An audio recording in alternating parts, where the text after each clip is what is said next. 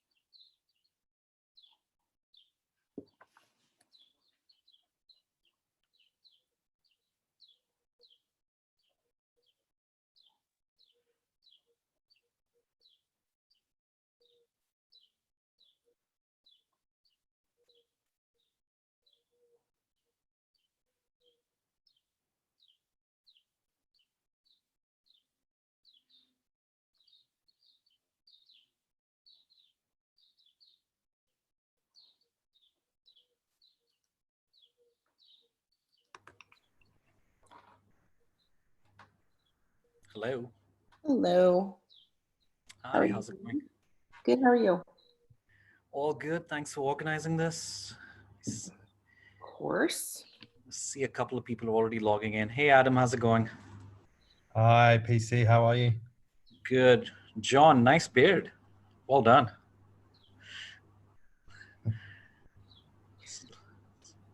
John, can you hear us? Oh, he's on mute. Okay. All right, so let's see. Yes, I was on mute. Hi, John. I can hear, yeah. I won't be wearing these when it actually starts. I look like I'm about to drop the next hottest DJ set. I was gonna say you look like you're ready to down on the I'm sort of turntable. ready to do it if we need to. But I'll be changing shortly. All right, and we have Denise, that's Jules, that's from Leading RE. Jules, just unmute yourself. Let me know if you're there. And, Hi, everyone. Hey. Hello. Hi. Okay. Hi, good evening. Good evening. Okay, so Adam and John, so we still have about 20 minutes to go, so you guys can stay logged on, and I'll just let you guys come on in when we need to, okay? Okay. And then I'm just gonna make a brief intro to you when we get started, just on Fiabsi's behalf, and then I'll turn it all over to you and let you lead what you want to. And then you want me to moderate questions, correct? No, I mean, I can just take it from there, if that's okay. Perfect. Absolutely. Is that cool?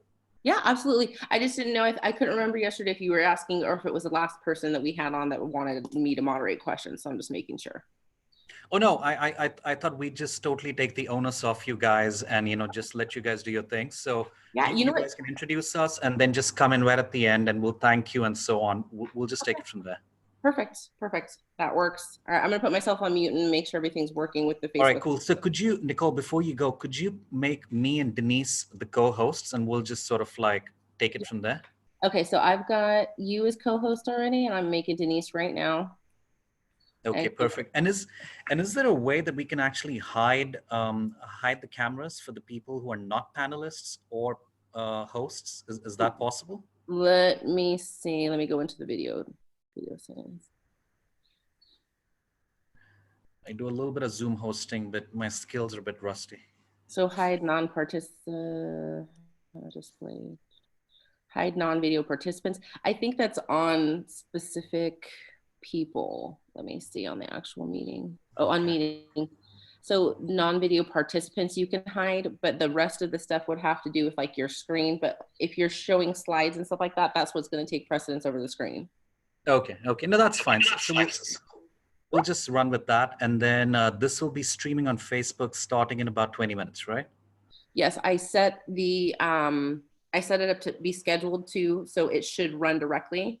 But I want to sit and poke around and make sure that everything's good on that. So I'm going to do that while you guys are getting going, and I'll keep admitting people. Great. And Jules is just going to go psycho on everyone and make sure everyone's muted who doesn't need to speak. Okay. Perfect. All right. Thank you. Thanks.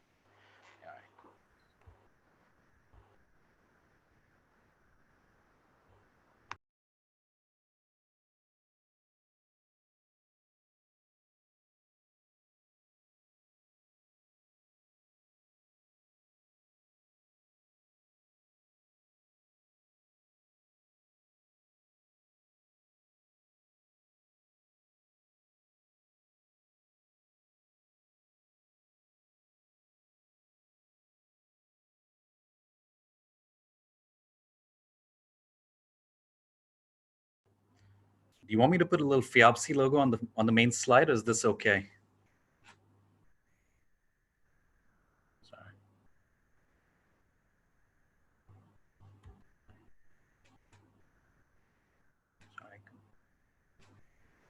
Sorry, you're on mute.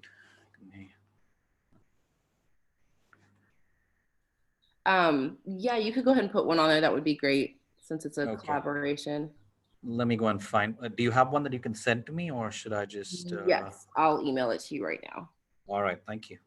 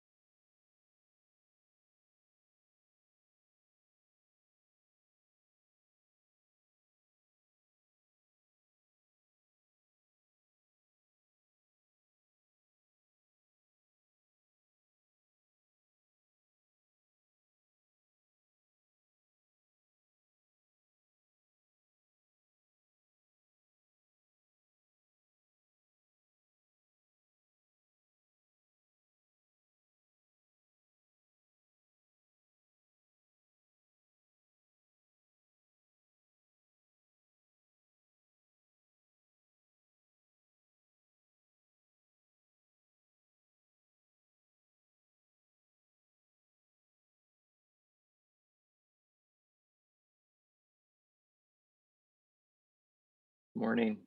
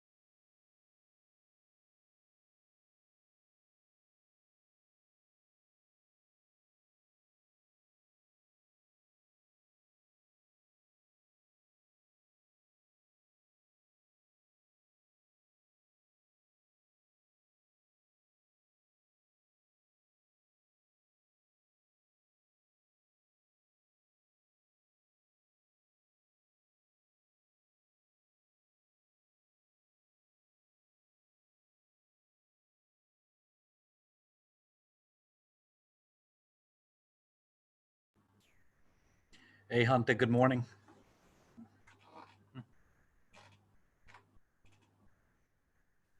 Good morning. How are you? Very good. Thanks for stopping by. Of course. All right. I think we should be starting in about 12, 14 minutes, just letting more people come in. Great. All right. Thanks.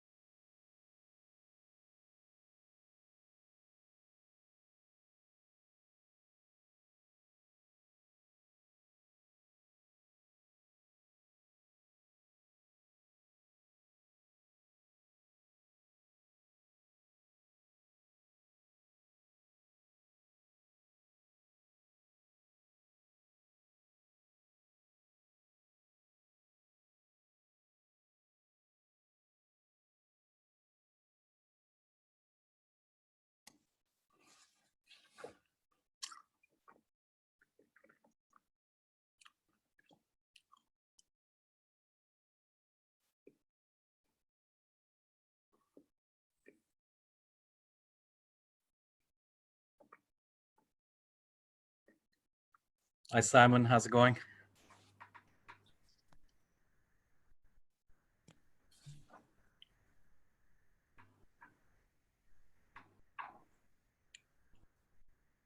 Simon, you there? Yes, I'm here. Can you hear me okay? Yeah, perfect. Is it almost midnight over there? Yeah, pretty much spot on. All right. Well, thanks, mate. Appreciate you coming on. No problem. All right, cheers. So just put yourself on mute and we'll just let you back in when we need to. No worries. Cheers.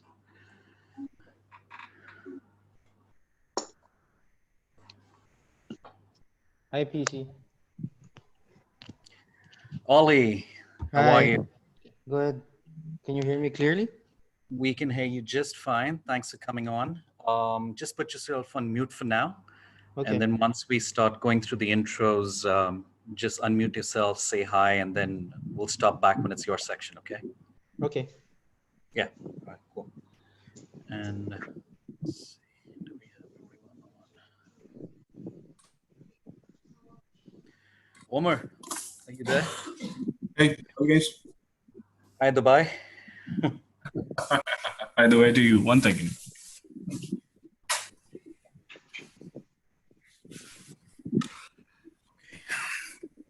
I hope the audio is clear. Audio's great, and so is the view from your balcony. Nice one. Just let me set my settings, please. It's okay, man. I'm just teasing you. It's okay. Now it's getting the audio output right. Okay, so yeah, just put yourself in mute, and we'll be back with you in a few minutes. Sure, no problem.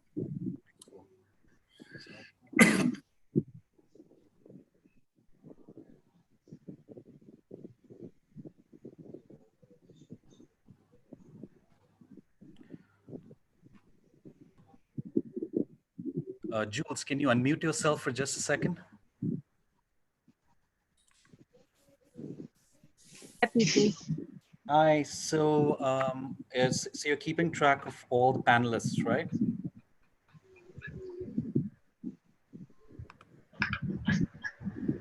Jules? Hello, PC. Can you hear me? Yeah, I can hear you. Can you hear me? Yes. Okay, so I think everybody's logged on. We're just waiting for Linda, unless she's already on.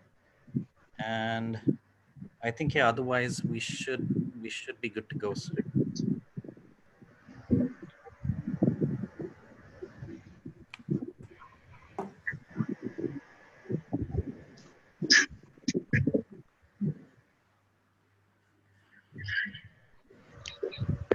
PC, believe Linda is here. Oh, she is? Oh, okay, cool. I didn't see her.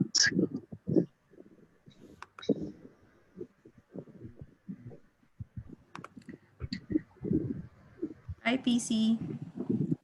Hi, Linda. How are you? Hello, Michelle. Hi, Pete. How are you? Good Hi, to see Michelle. I'm well. How are you? you very well. Okay, great. Well, thank you. I think we have everybody accounted for now. And yeah, I think we should be ready to go in a few minutes. So just put yourselves in mute. And I think we'll be starting soon.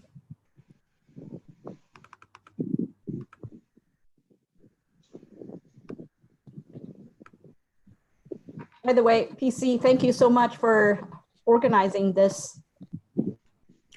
I'd like to take all the credit, but it actually goes to Nicole and the folks from FIABC. So, you know, virtual high five to them. Thanks, guys. Thank you. Yes. I'm just doing my part. Yeah, thanks.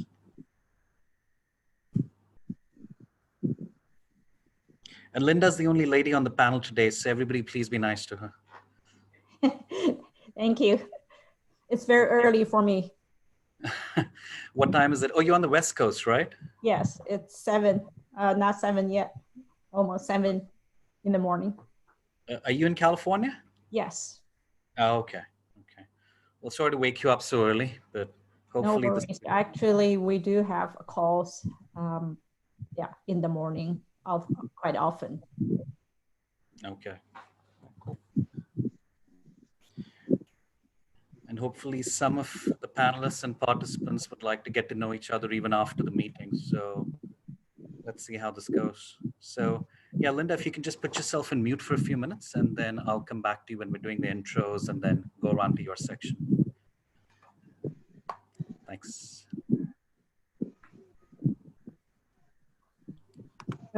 What do you want me to? Everything? Linda, you can put yourself on mute for now. Oh, okay. Thanks.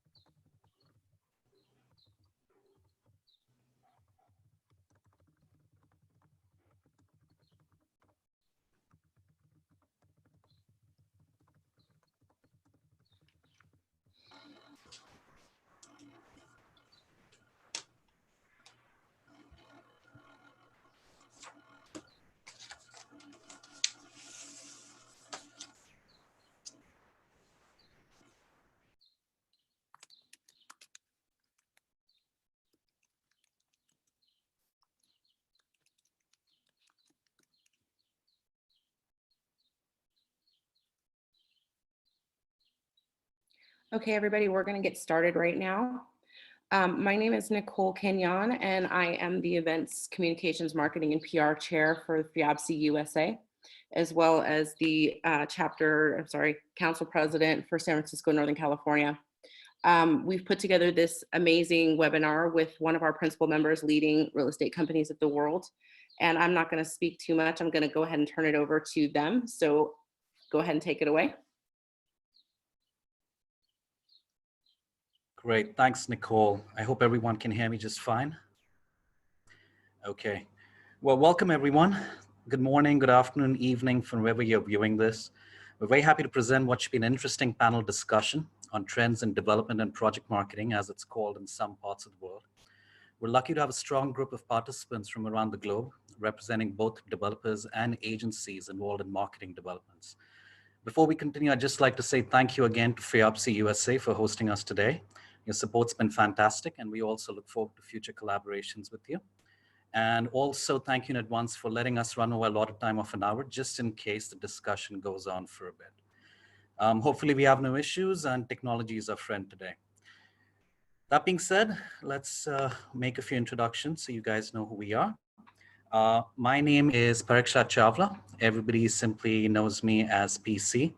And I work with leading real estate companies of the world, or leading RE, as Director of Global Project Marketing. And I work out of a Singapore office, and I live in Malaysia.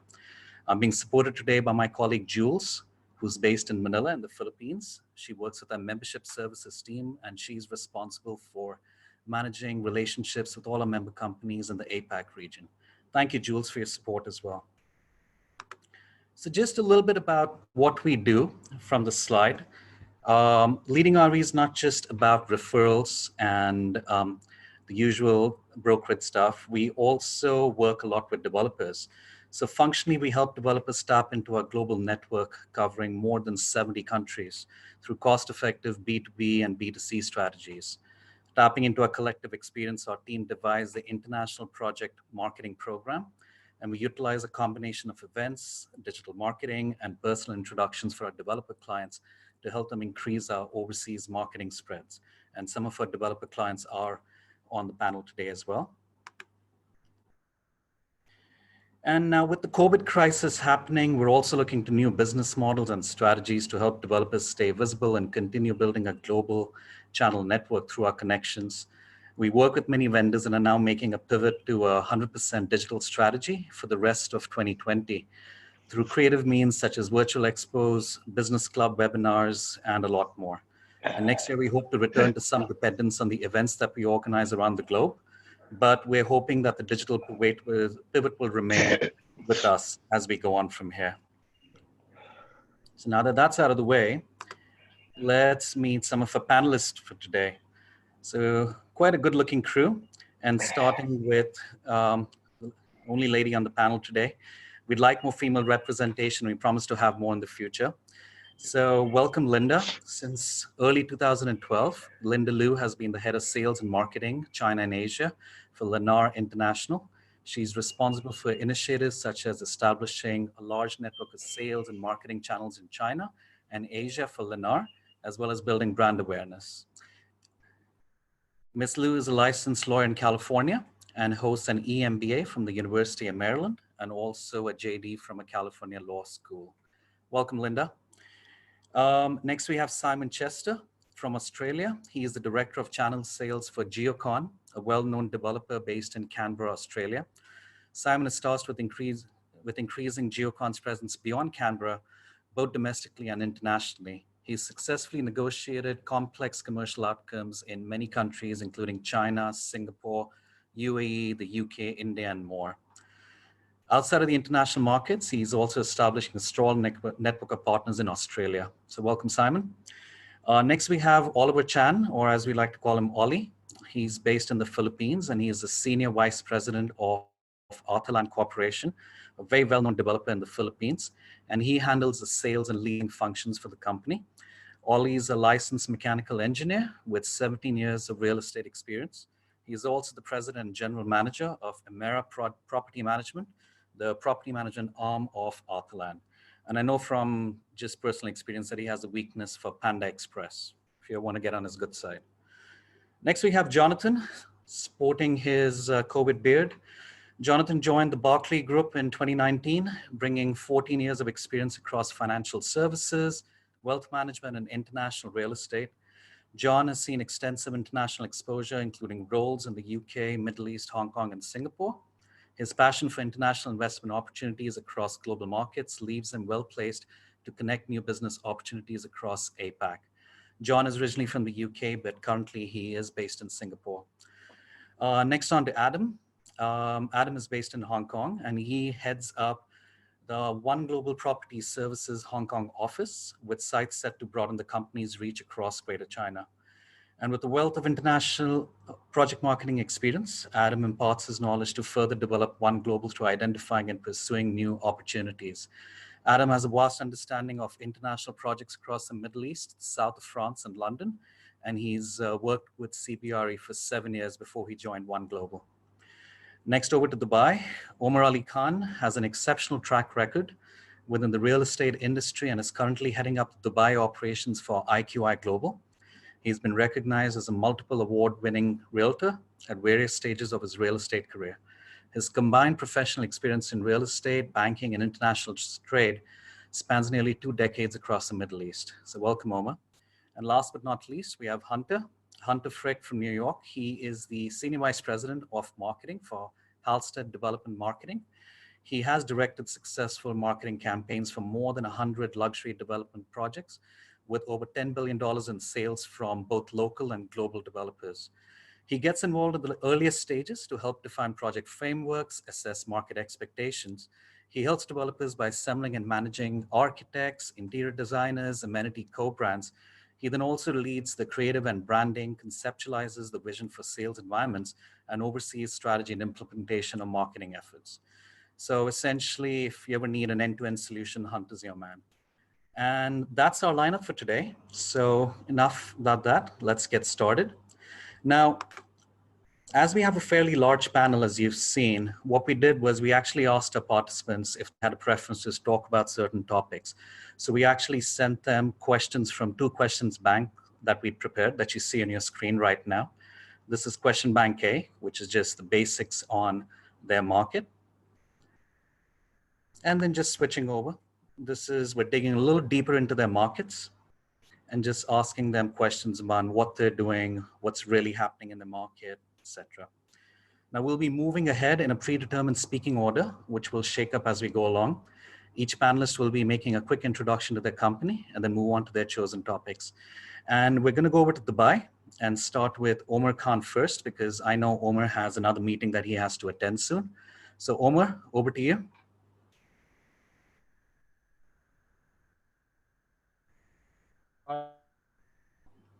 Hi, Omar. Can you unmute yourself, please? Loud and clear.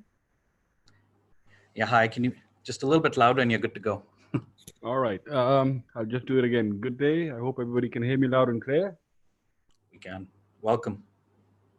Thank you. Fantastic to be on board, and hopefully All of you can listen to me loud and clear.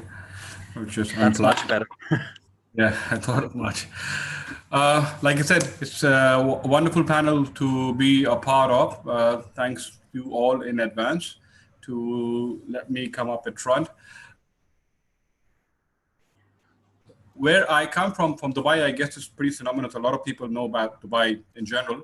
My company, as you can see on the slide, is IQI, which stands for International Quality Investments.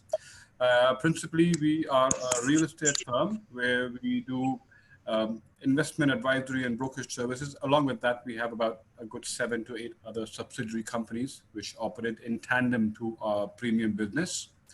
If I can quickly go on to slide number 2. A quick snapshot of what IQI has been doing in a short span of time. We are now having regional offices in approximately 11 countries across 5 continents. We've got a very strong, robust sales team, which is numbering almost up to 6,000 dedicated and professional members. We started in 2011 from Dubai, moved on to Malaysia in 2012, and then onwards to Australia, gradually to Canada, Philippines, Vietnam, sorry, and then other parts of Australia, and then along with that, Thailand, various cities in Malaysia itself, West Australia, and currently we are also having a base in Cambodia. So it's pretty much all across the continents we've managed to set up a very strong and vibrant sales force where we deal with local developers, not only in terms of local sales, but also international sales.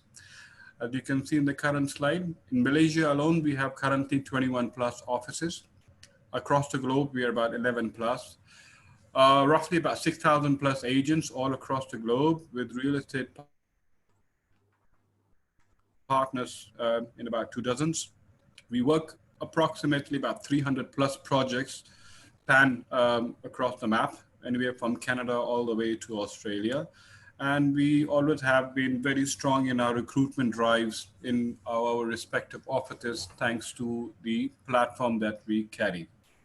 And Umar, I think it's fair to say that IQI as a company actually specializes in new development or project marketing. You also do secondary marketing as well, but project marketing is actually what you specialize in.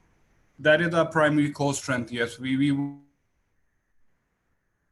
work very closely with select developers, and we, Touchwood, have been extremely successful in generating and closing out sales in remarkable number of timeframes.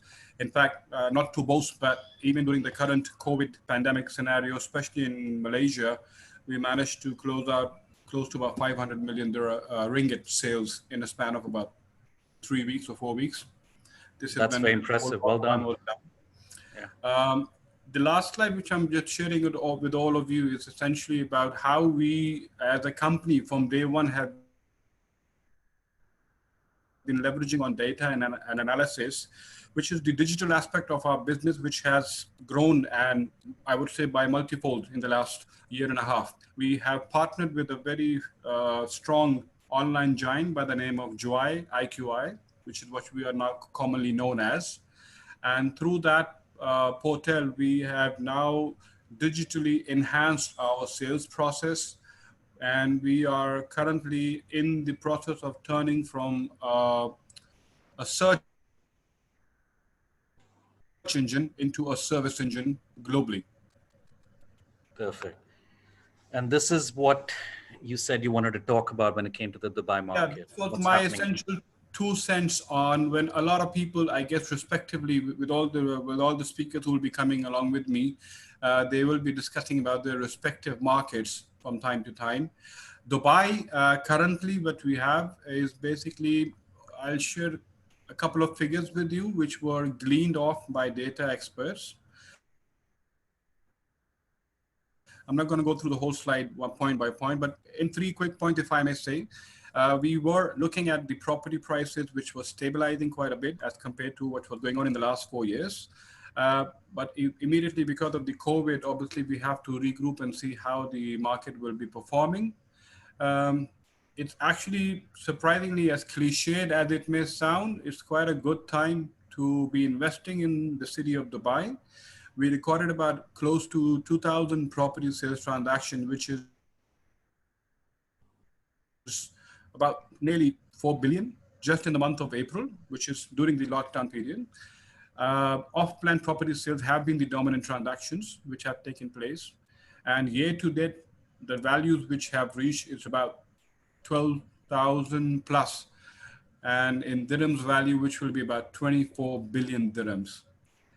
So there are certain hotspots in Dubai which are still pulling in investors, which are still pulling in homeowners, irrespective of however the market or the scenario is. I personally feel post-COVID-19, this will prove to be a blessing in disguise, especially for a city like Dubai, because we will manage to equal the balance between demand and supply. And I guess, again, project communities are going to be very much in demand, especially the ones which are nearing handover. And this will hopefully allow the market to gain traction in due course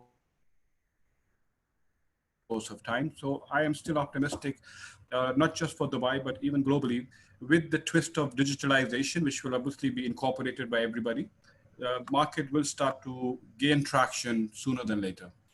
Thank you. Omar, thank you. That's actually really interesting. And if I can just ask your questions, I know you have to run in a few minutes, but if I can just take a dive into your slide. So you mentioned location. So what do you think is king? Is price king or is location king right now in Dubai?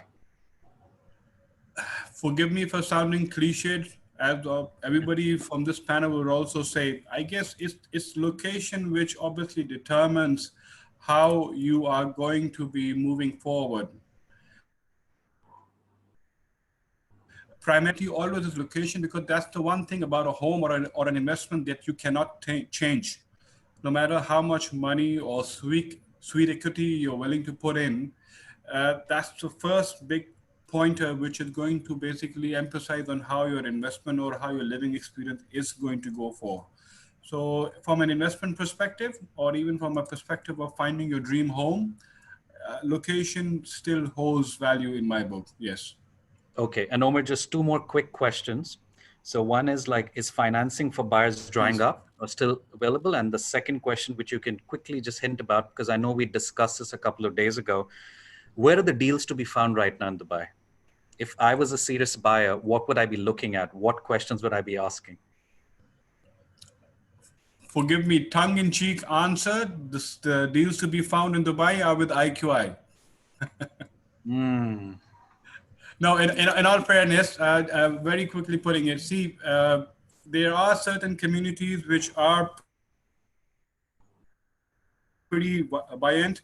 I'll give you two quick examples for just the last 2-3 days rather. There is a community which is being built by Damac. I received an inquiry from a local client who was very, very keen to pick up a townhouse over there. And just the day before, I came across an investor who is extremely keen for making an investment in downtown into a project known as Boulevard 29. It's a ready project. The pricing is really compelling. So he was trying to take my point of view in figuring out whether or not to buy. So areas which are already established or areas which are building up in terms of deliverance will be the key areas where probably investors or homeowners will be migrating to, or they will be attracted to. Okay. All right, Omar. Well, listen, Omar, thank you. And I know you said you'll be going and maybe you might come back towards the end of the webinar. So thank you very much. Okay. Thank you for the opportunity. God bless you all. We'll be in touch. Thanks, Omar. Let's move over to the Barclay Group. And John, are you there? I am indeed. Can you hear me loud and clear? We can hear you just fine. How are you? I'm very good. Thank you for pointing out my COVID beard. It's I look so young on that photograph. Well, listen, man, like a week ago, you should have seen my hair. My wife had to buzz cut my hair all over the place. So this is a week after growing back. So we're all on the same boat.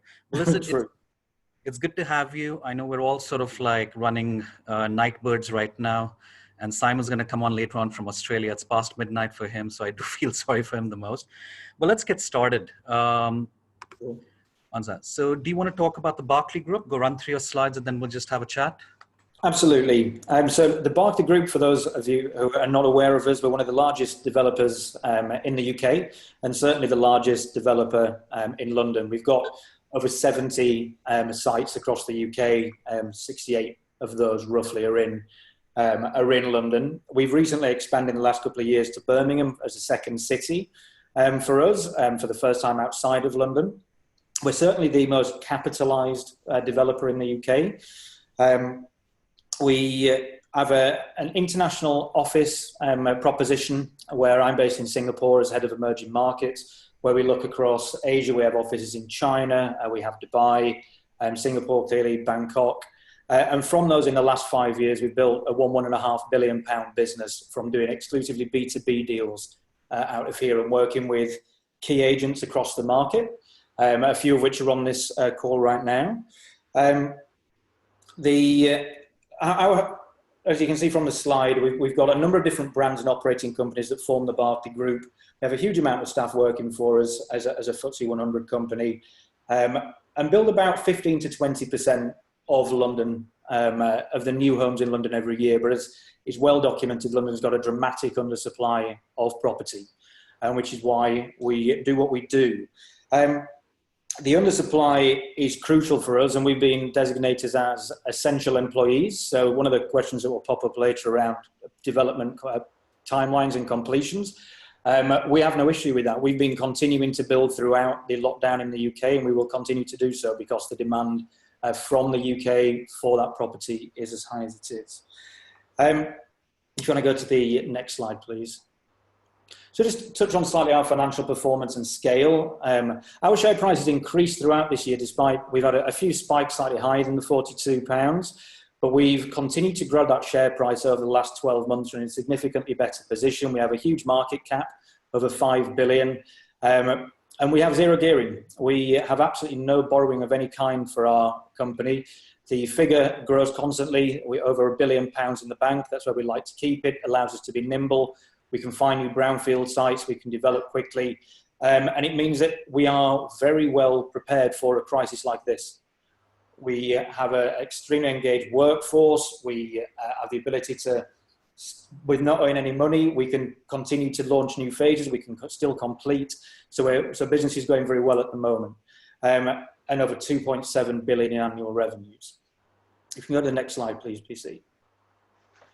So there's market sales and opportunities. I've chatted with PC about this over the last few days and with some of my colleagues, and there's a bit behind the numbers here as well. So the average unit sale price remains around £1 million for us for London property, but the dynamic of that has changed in the last few months with the environment that we find ourselves in.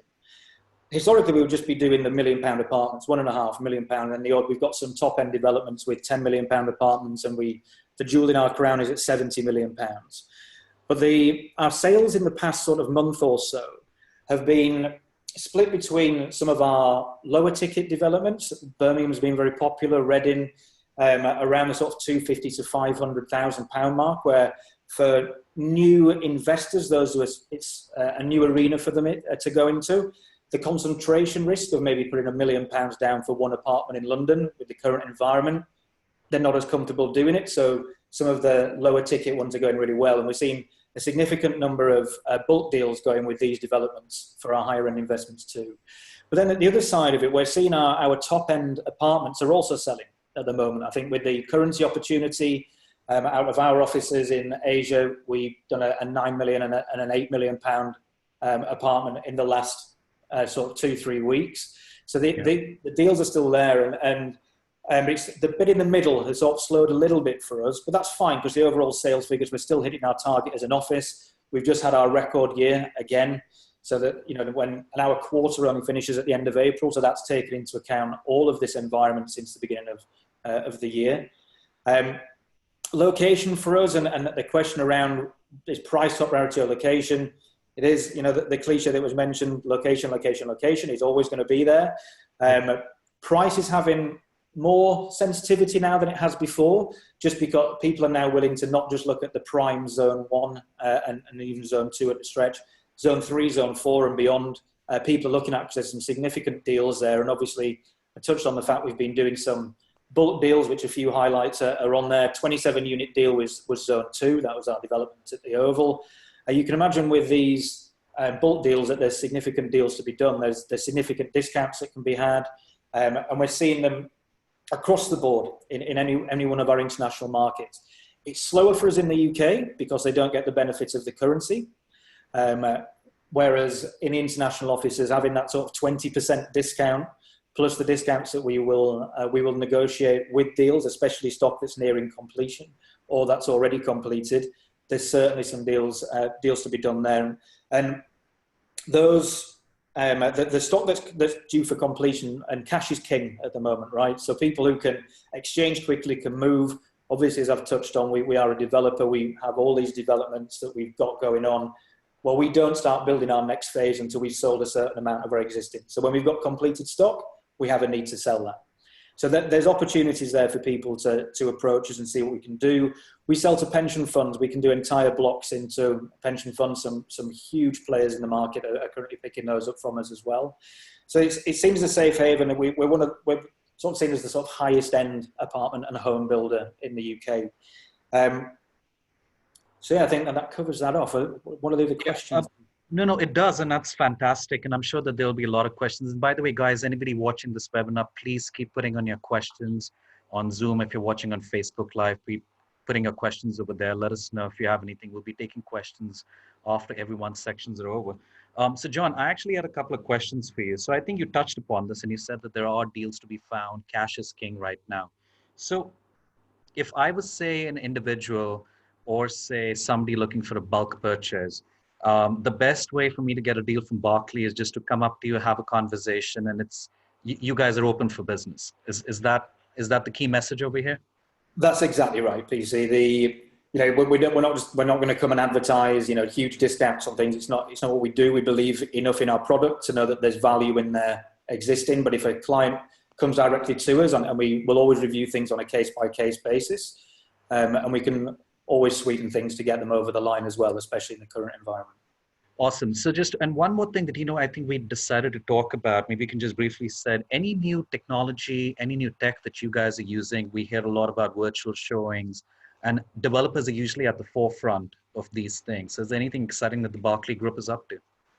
Well, we've always had great tech, right? And we have our interactives. All of the staff that work for the company, we all have our Microsoft Surfaces and our touchscreen interactives. Are a fabulous tool, but they've always been kept in-house. So we've had access. We will give some of our laptops out to some of our key agents across the region and beyond. But what we've done in the last 6 weeks is we've invested in a number of servers across the globe where we can give our agents access to all of the sales tools we have. All the 3D modeling, every single thing down to live price list, views from individual apartments. We've not been able to do that before, and that's been taken very, very well with clients. We do the virtual meetings, of course, and they will.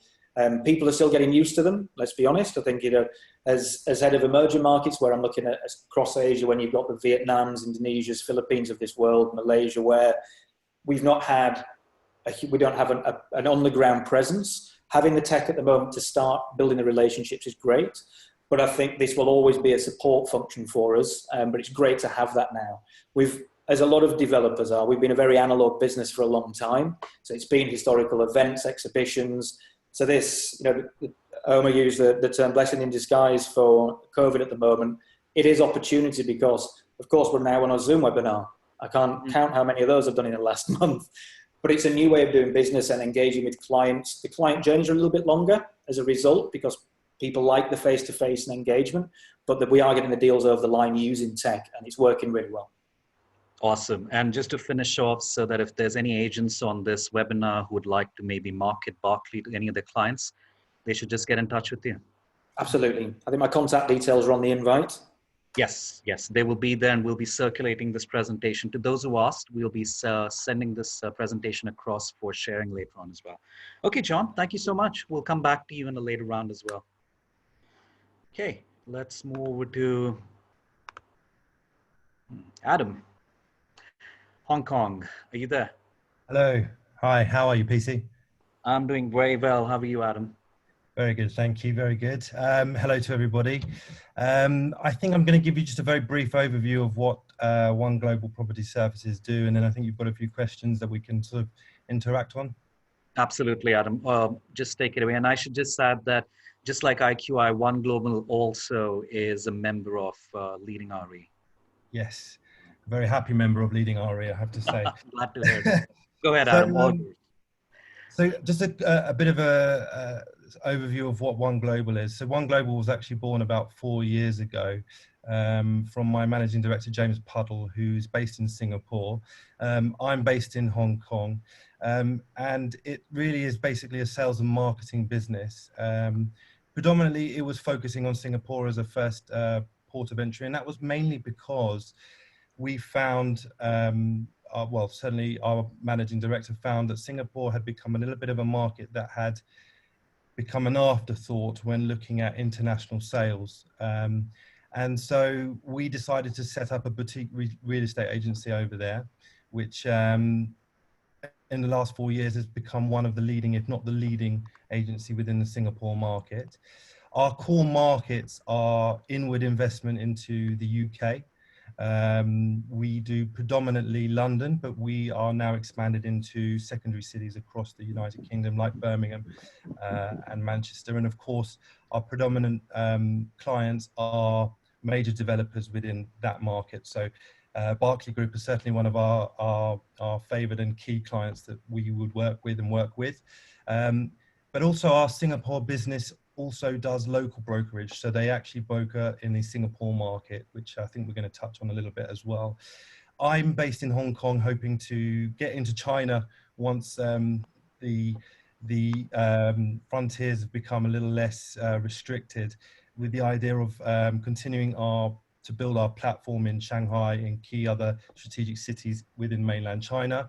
We currently have 4 offices as it stands, but we are actually about to open our office in London as well. So we will have 5 within the next 2 months, which is a no small feat, given we're quite a new company in that respect. So currently we have Shanghai, Singapore, Hong Kong and Malaysia.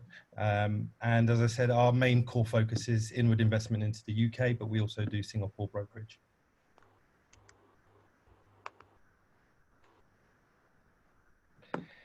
In terms of what we do, we don't do the consultancy side of business that some of our larger competitors would do, but we focus mainly on sales and marketing into the Asian markets. So we will look at things with a boutique twist. We have created our own mobile application. We try to make it so that it's live, so that any of our agents that we work with have access to price lists and inventory and information at their fingertips, and it's a 24-hour business that we know, as we currently are sitting here on our Zoom conference with people in all different time zones across the world. We obviously then bring products to market in sort of some of the more traditional facets, which is via exhibition or doing digital and local marketing across the region.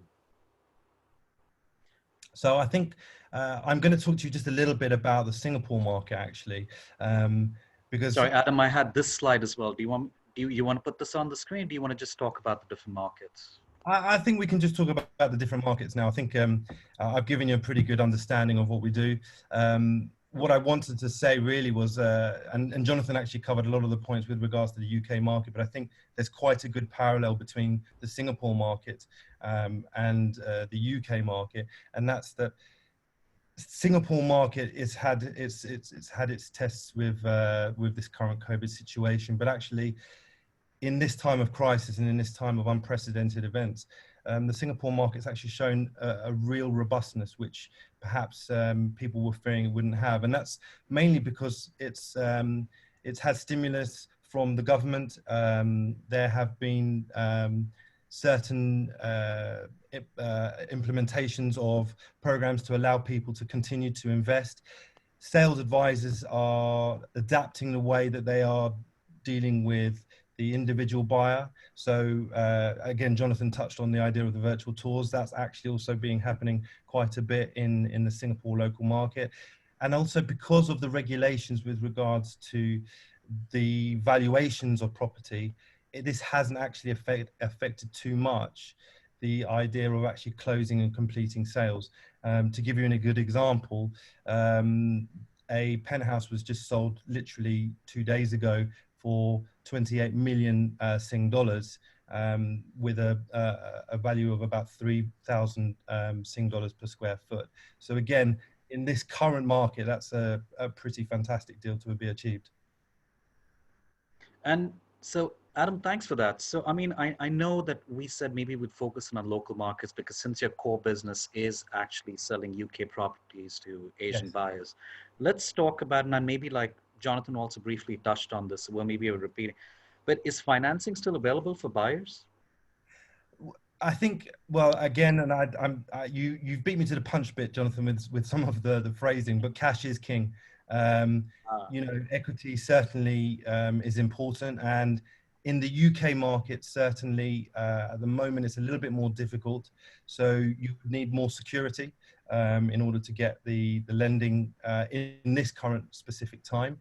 But at the same time, the lending rates in the UK are at an all-time low. So if you do have good deposits, now is a very, very good time to lock it in with the UK. Bank of England interest rates are at 0.1%. So it means borrowing is very, very cheap. But it does mean that at the moment you need a bit more security in order to secure those loans. Okay, and there was something that I think Jonathan like briefly touched about, but let's talk about project completion timelines. Now, it's all over the place right now for certain locations due to a lot of different reasons. Yeah. How are you dealing with that? How do you deal with your clients? How do you cope with that? Well, it's all about being very, very fluid at the moment. I mean, we are taking a lot of our direction from our clients, the developers. You know, we're asking them on a very regular basis to keep us updated with regards to any delays in terms of construction on site. Normally, within the contracts for a UK property, you'll have a long stop date that will be 24 to 36 months outside of the period of construction. This allows for a level of flexibility, and this is always stated to a buyer before they actually exchange contracts, so they're aware of this situation. What I would say is that in this current situation, we would probably be looking at somewhere between 6 to 9 months on the majority of projects being pushed out, just because of the ability of getting people on site and also to do logistics of things coming in from overseas. Okay, all right.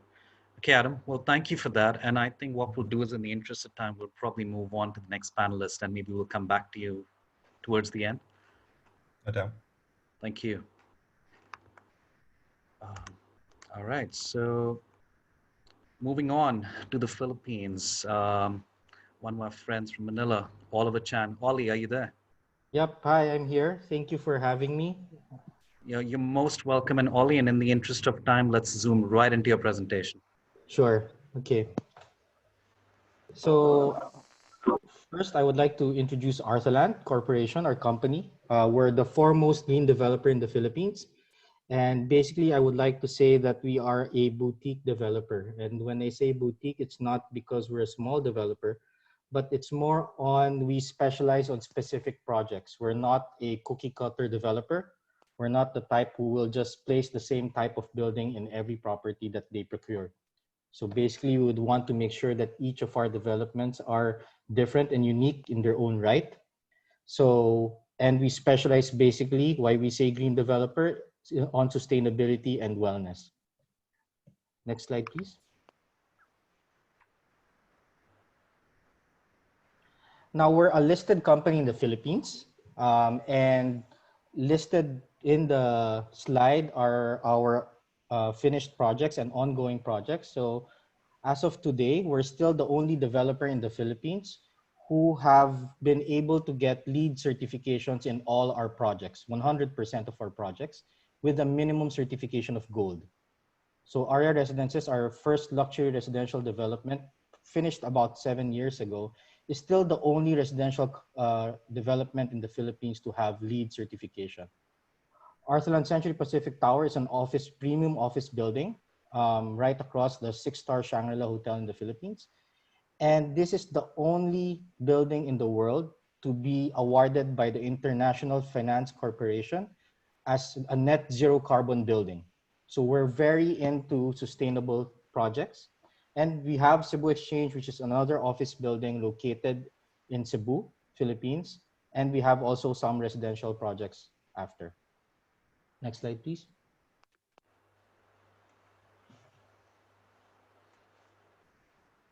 Now, one of the questions that PC sent is about what do I think the major trend will be, especially after this COVID situation. And I would say that sustainability and wellness would be a major trend.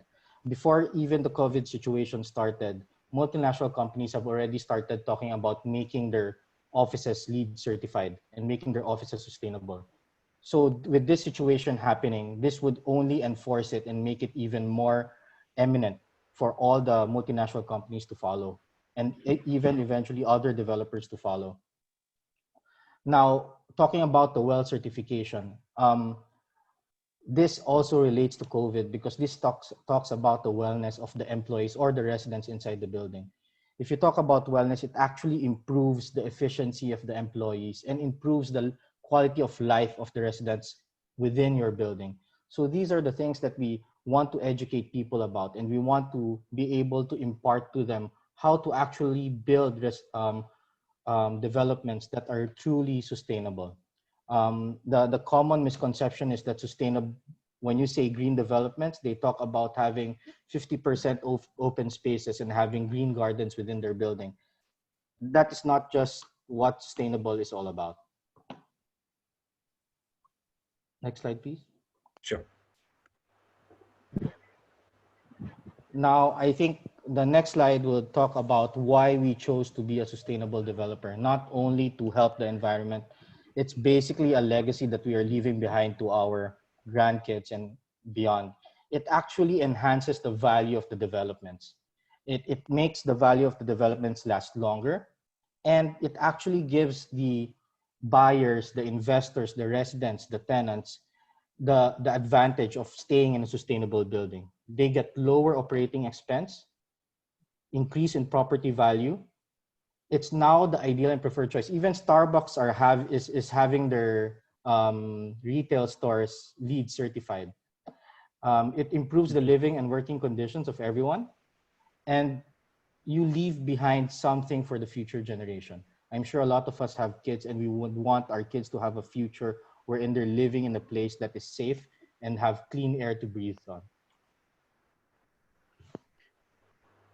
Ollie, was that the last slide that you had? Yes. Okay, so let me ask you a couple of quick questions and then we'll move on. And I just want to tell everybody that we will be running a little bit over our allotted time, if that's okay. So one of the questions that we were talking about is, how can agents and developers better engage with each other? And I guess in your case, you're from the Philippines and you're marketing developer, you're not marketing the usual residential developments. You are marketing very different properties from the usual. And we did talk about doing strata offices as opposed to, just regular commercial products. So Yeah. how are you better sort of like liaising with agents during this time? Well, I think going digital is the way to go. I mean, being able to communicate with them freely, such as this webinar, is a key factor. But another important factor is groups like you, Leading RE, being able to come together and bring all the powerful agents together to help each other out, especially during this time of crisis. Another thing is for the developers to be able to recognize the agents better. When I say recognize, it goes beyond the incentives or the commissions that you're giving, but giving them the tools to be able to sell your product better, such as, for example, in our residential projects, we have employed the augmented reality, wherein using your phone, you can actually go through the project itself, go through the living room. So it's even better than just having a virtual walkthrough. So having these tools given to your agents would actually help them and benefit them. Having I would say, a circle wherein you gather once in a while and talk about market trends such as this. You talk about what's going on within the country. I think being able to educate people about, for example, in our case, the Philippines, is very important, because I'm sure I see 100 participants here. I would say only about 20% or even just 10% would know a lot about the Philippines. So being able to educate them and being able to tell them what the Philippines is all about is quite important. So reaching out to them is very important. Okay, Ollie. And you know what you mentioned, like webinars and other conferences like this, and from a Leading RE perspective, we actually are working on that. We're trying to do more for developers, bring like-minded people together, just exchanging ideas, visions, and so on. So stay tuned for that. Well, thank you, Ollie. We'll circle back to you in a few minutes then. Thank you very much. Thank you.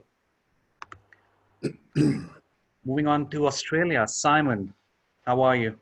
Good morning. I'm doing okay. How are you? I'm okay. What time is it over there? Nice and early, about 1 a.m. Okay, early morning for you then. All right, Simon, we're running over, but that's okay, mate. Let's start with your slides and then talk about what you're doing. Okay, great. Right.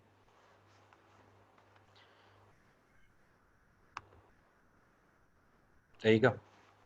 We go. So we're the fourth largest builder developer in Australia. We do all our work and operation here in Canberra, which is quite a unique situation to be in. So we have about a 55% market share of the Canberra market. And as I said, we're a fully integrated business where we do the construction, the design, the sales, the marketing, conveyancing, and everything. We're also the largest hotel operator in the ACT with 10 hotels and another 4 under construction. So we have about 1,000 employees, and our hallmark is our architecturally stunning buildings that are really changing the landscape here in Canberra.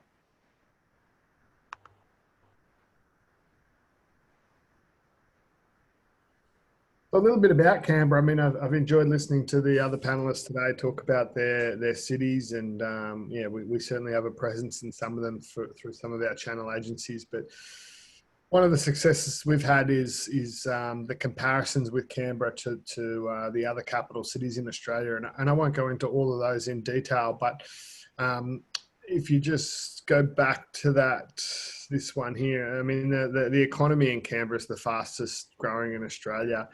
The population growth being the fastest in Australia. One of the things that's really helping us at the moment off the back of the COVID-19 pandemic is the fact that half of Canberra works for the federal government, and the federal government's growing rapidly to try and deal with the fallout from all of this. So whilst other states are looking at an unemployment of somewhere between 12 and 15%, Canberra's tipping to be at about 6 or 7% from a base of 3.9.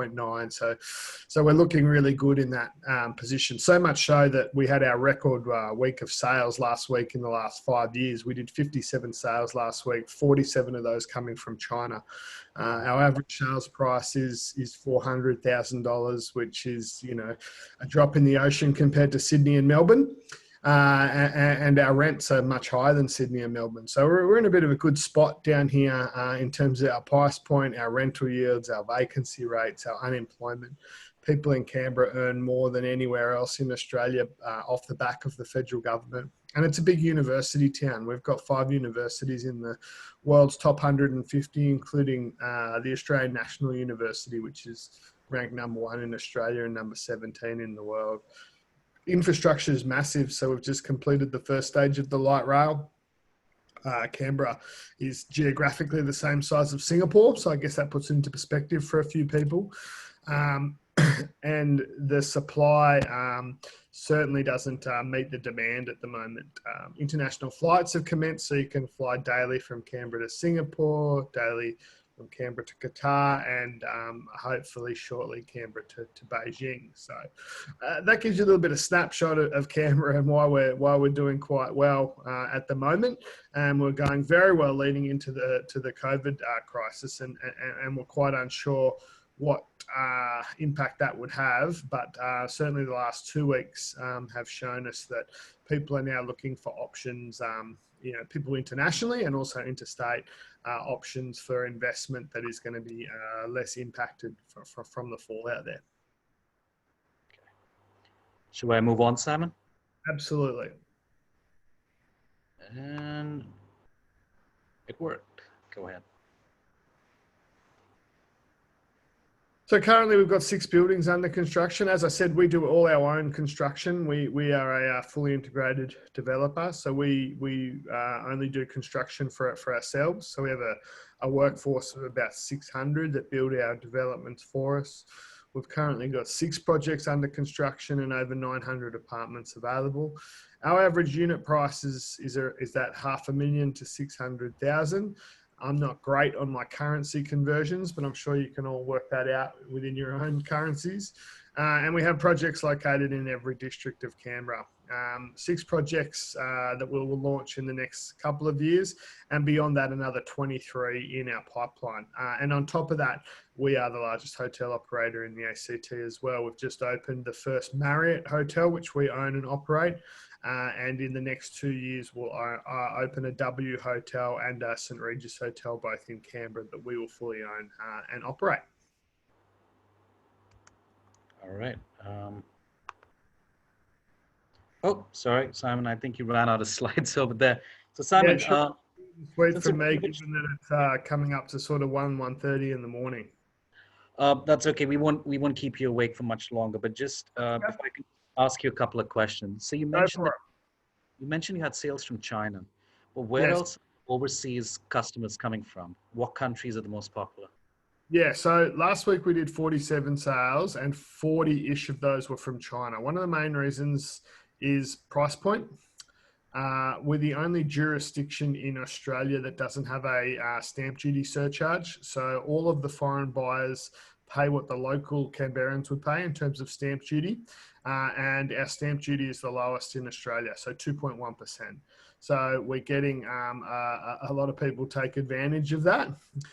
If I look at the last month, we've done 5 sales in Japan. We've done 3 sales in Pakistan. We've done 9 sales in Singapore.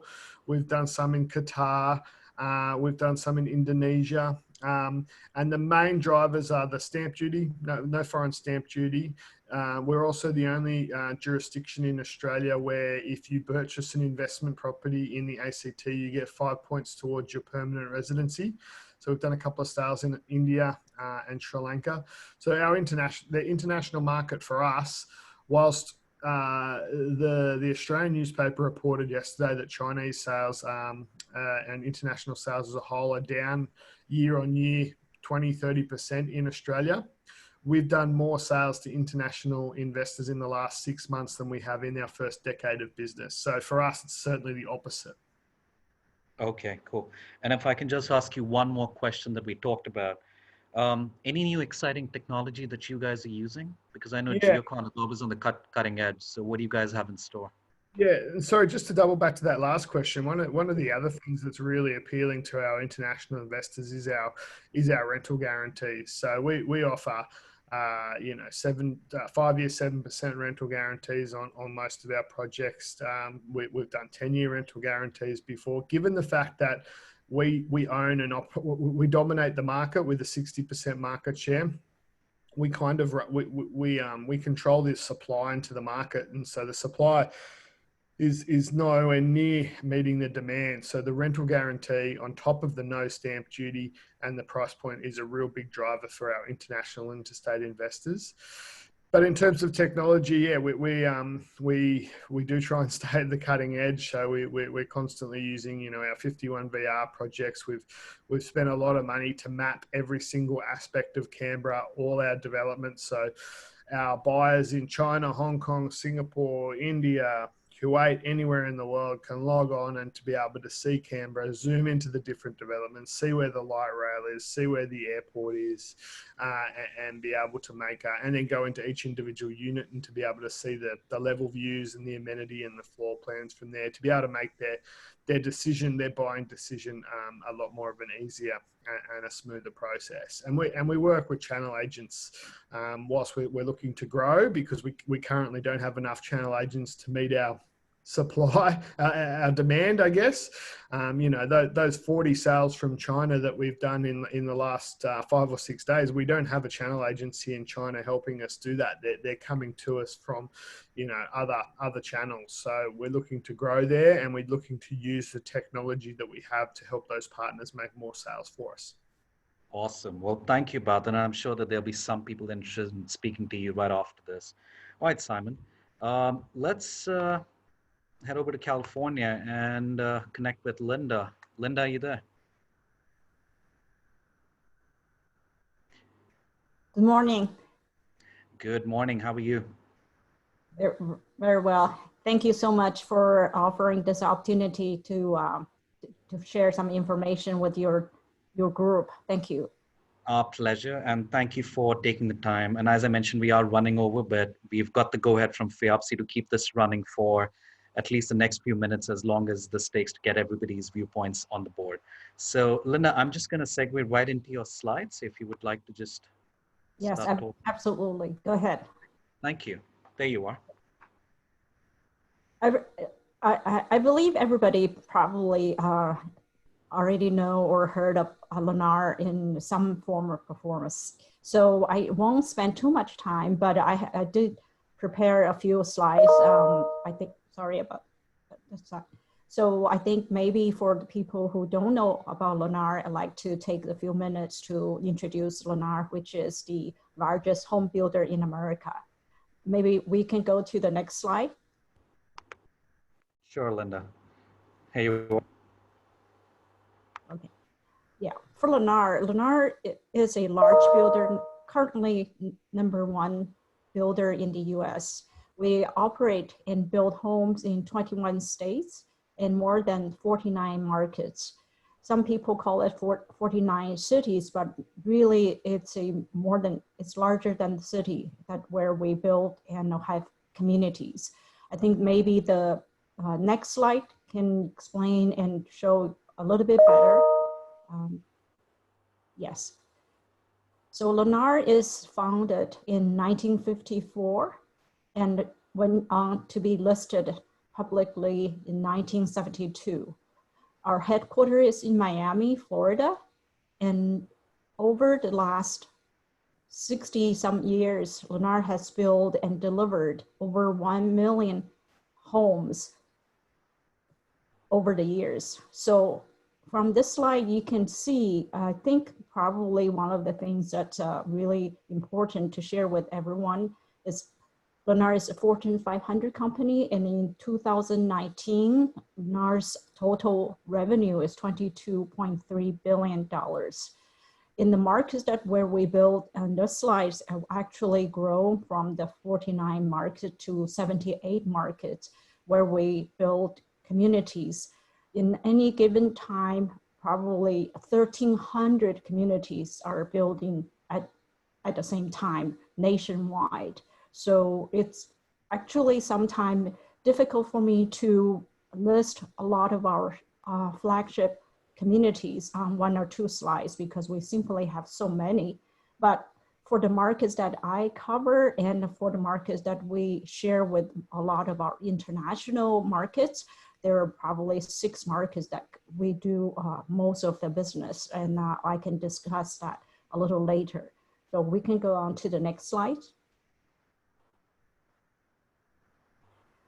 Basically, Lennar is a home builder that builds primary homes and vacation homes and investment home. By primary homes, really 70 or 75% of our products are single family home.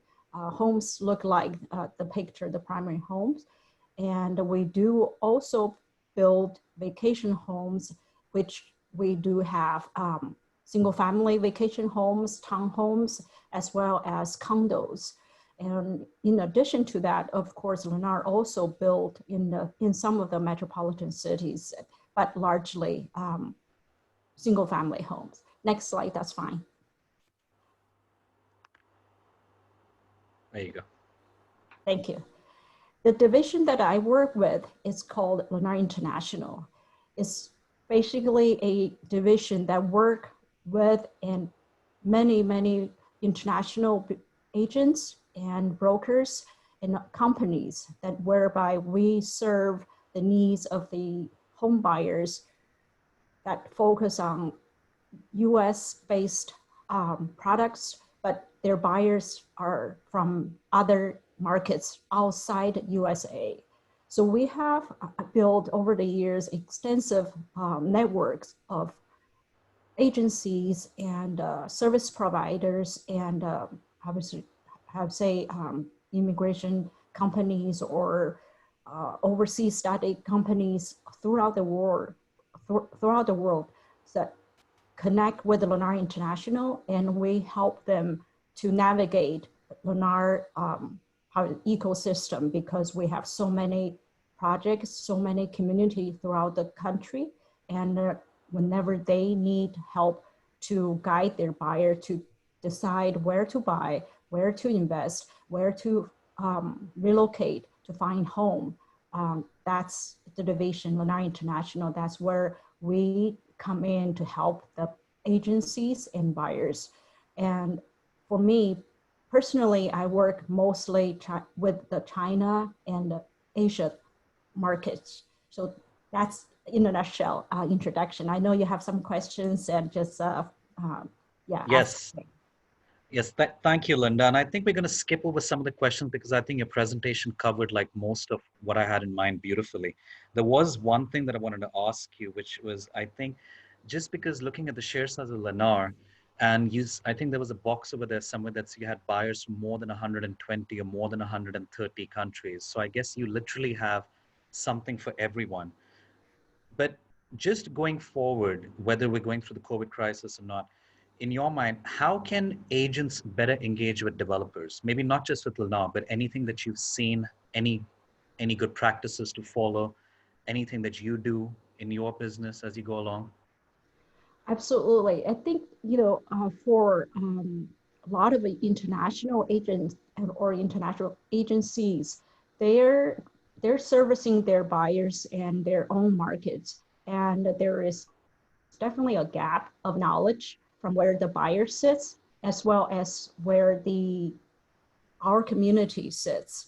So the international brokers, international agency are the bridge for in between. And the better they can connect with us, the better we can service their buyers. Therefore, it's a win-win situation.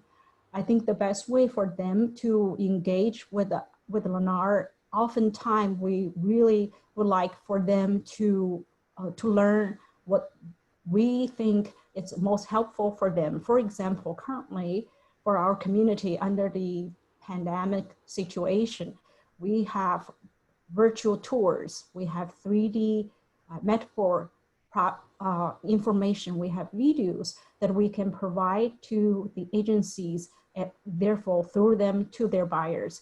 They can proactively, or we go out to look for them through the panel speaking or through a lot of webinars, seminars to showcase our community. Also, the best way to engage with us is through maybe co-branding. We welcome all agencies, especially leading RE memberships to come work with us at different levels of co-brand, and we can support you the best way we can to make you succeed. That's awesome, Linda. Thank you so much. We'll circle back to you towards the end. Thank you for your time. Thank you. Okay, and I know that he's been waiting for quite some time. Let's, Hunter, are you there? I'm here. Hi. Thank you for Thanks waiting. for having me. Yes, Of course. thank you so much. And should we just directly jump into your slides? Sure. I'll give a quick overview of who we are at Halstead. So we I are. just made a header slide for you, by the way. Thank you so much. We are based in New York. We're a tri-state firm with about a little over 30 offices and 1,200 agents. I'm the head of marketing for our development marketing division, and we currently represent about 35 projects, primarily in Manhattan and Brooklyn, primarily luxury condominiums, and in various scales and for various scale developers. So anywhere from 10 to 200 units, and in pricing anywhere from rentals up to $50 million. So that's a little bit about who we are. I think it's also important to differentiate how our market has been impacted differently than everyone else. So in New York City, it's a pencils down situation. Construction has been deemed not essential, as has the brokerage community. So we are essentially at pause. That's the terminology that's being used. I'm not sure if everyone's aware. So we're having to quickly pivot in terms of all of our sales and marketing outreach, which I'll go through in a little bit. Okay. Should I jump to a couple of Sure. slides? There you go. And I think the first one, which is just coming up. There you go. Sure. So I quickly put together a market overview of where the New York City market was headed before we came into pause. So in terms of the Manhattan market, it's broken down into two different markets, Manhattan and Brooklyn, which is where the majority of the product that we represent and in New York City is sold. So year over year, the Manhattan market was up 44%. And that was really two factors. The interest rates were lower And also there were price corrections across most price points. That said, as we headed into March, we were down about 30%. Our stay-at-home order went into effect mid-March, so we started to see things slow. We can go on to the next one. Some key takeaways by price point. The above $10 million market was up double quarter over quarter. The $5 to $10 million market was up double year over year. And the below $5 million market was double up year over year. It was equal quarter over quarter. And again, this comes down to lower interest rates and more negotiability across the board. Whereas some people who were buying these $10 million apartments would pay in cash in previous times due to low interest rates, they're now taking out mortgages.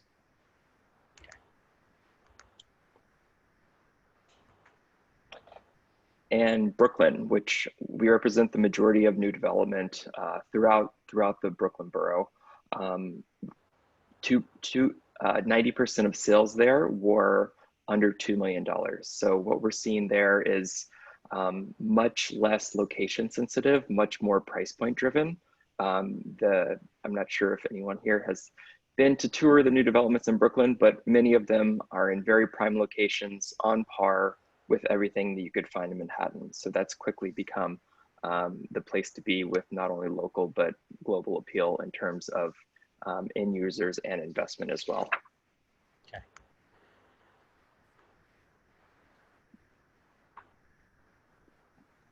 And a quick overview of the Brooklyn market. In terms of the sweet spot, in terms of pricing, 90% of the new development condos were below $2 million. So it is a price sensitive market. And then lastly, if you wanted to go into where a lot of the sales were happening, in Manhattan, it's 3 to 5 million. And then in terms of Brooklyn, it's $1 to $2 million. On to like a question now, other than prices, what are the most popular asset types? Are we looking at 1 bedroom, 2 bedroom, 3 bedrooms? What's the most popular asset on the block right now? New York City overall, 2 bedrooms are the most popular. And we are starting to see, in terms of inquiries, buyers are starting to ask different questions during this crisis. They want to know what air filtration systems are in place. They want to know a lot about LEED in terms of water filtration, any access to outdoor space. I anticipate people will start to see, keyless locks being commonplace, reduced touch points throughout development. Okay. So that's, yeah. And then obviously, you said that everything is on pause right now. So how do you deal with, people under contract or buildings yet to be completed or so on? Because you control a large portion of the market over there. So Sure. How do you handle your clients? How do you guide them during this time? Sure.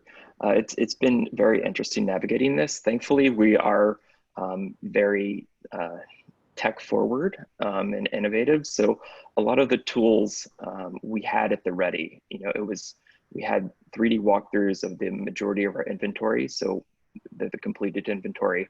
In terms of offsite sales galleries where the building is not yet complete, we had virtual tours of the sales gallery so someone could experience what they would as if they were there with an agent being led through the sales path.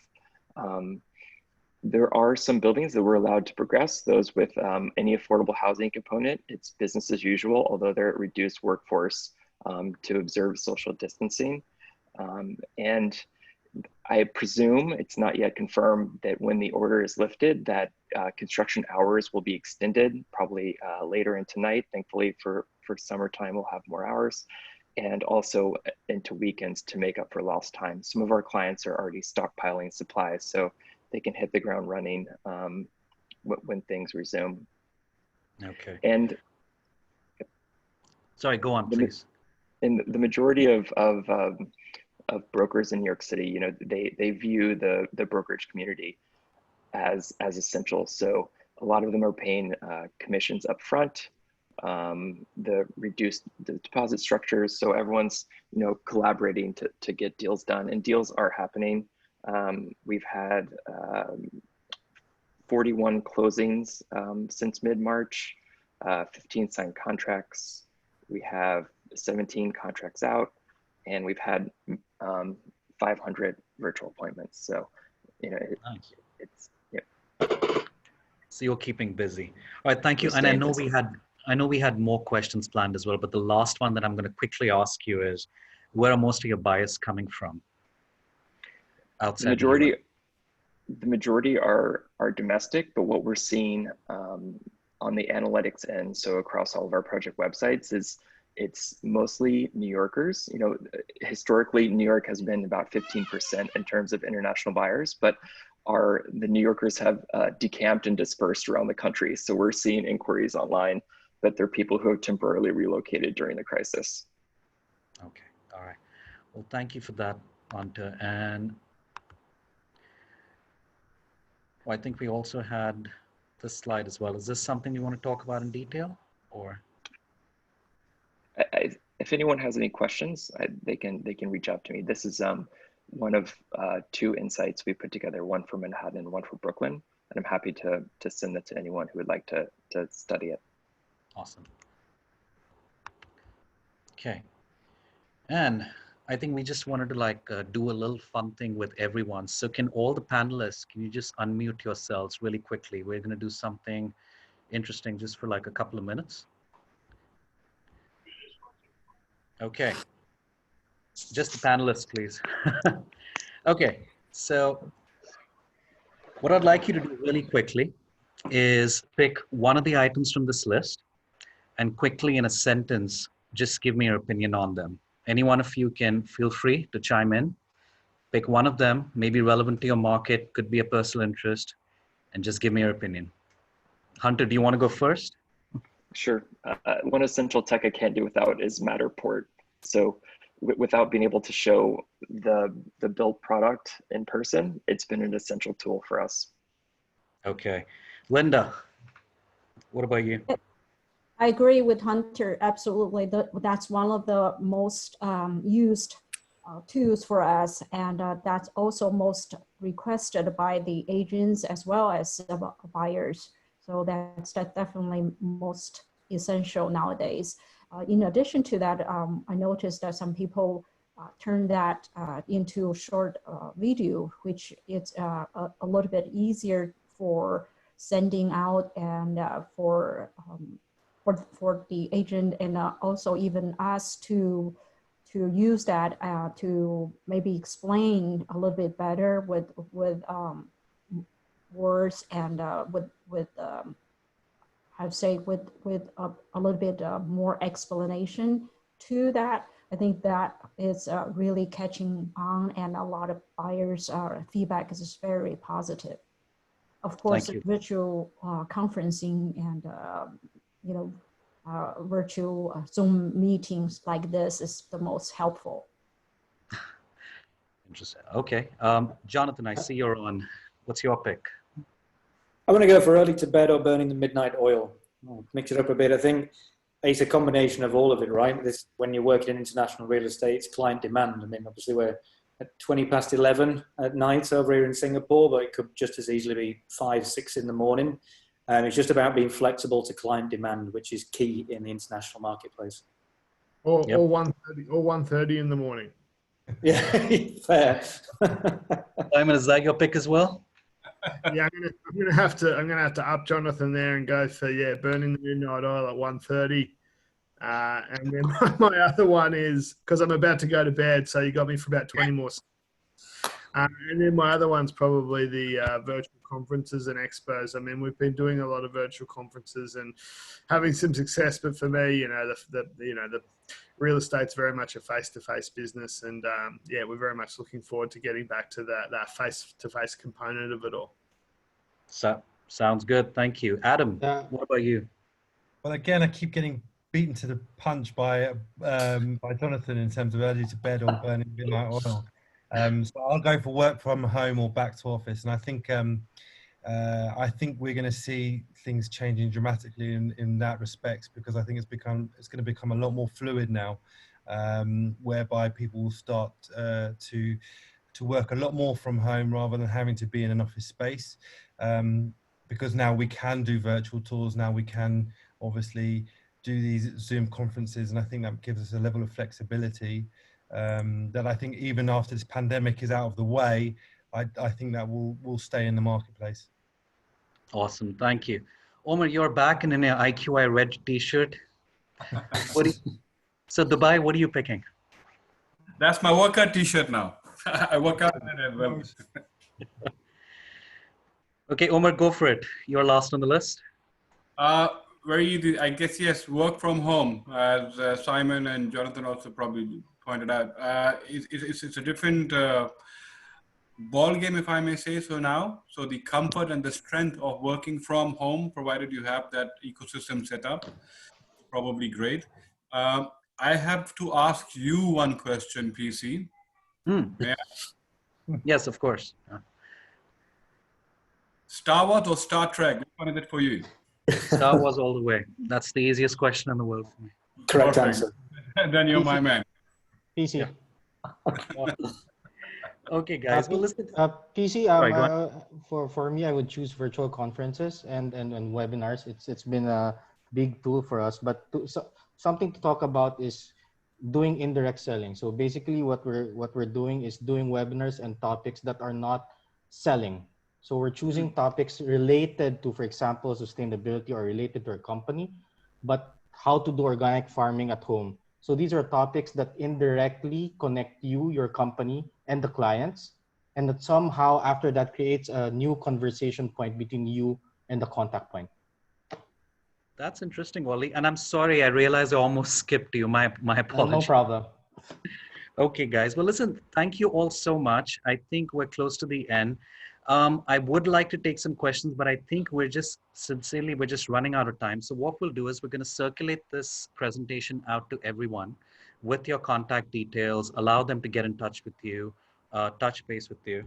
And one last thing that I'd like to leave you with, and this is one of my favorite quotes of all time. I don't know if you guys ever grew up watching wrestling, and I know this is a slightly odd way to end it, but this is a guy called Scott Hall, also known as Razor Ramon, and he came up with this saying that I've sort of inculcated my whole life. Hard work pays off, dreams come true, bad times don't last, but bad guys do. And what that means is, by bad, it doesn't mean that you're breaking the law. It means be different, experiment, take a different route, follow your instincts. You'll get through this. You won't just survive, but you'll thrive. And on that note, I'll just like to end it. Thank you so much to all the panelists who came out. Thank you for everyone for sticking on. We went long. And massive thanks to FIABC for organizing this.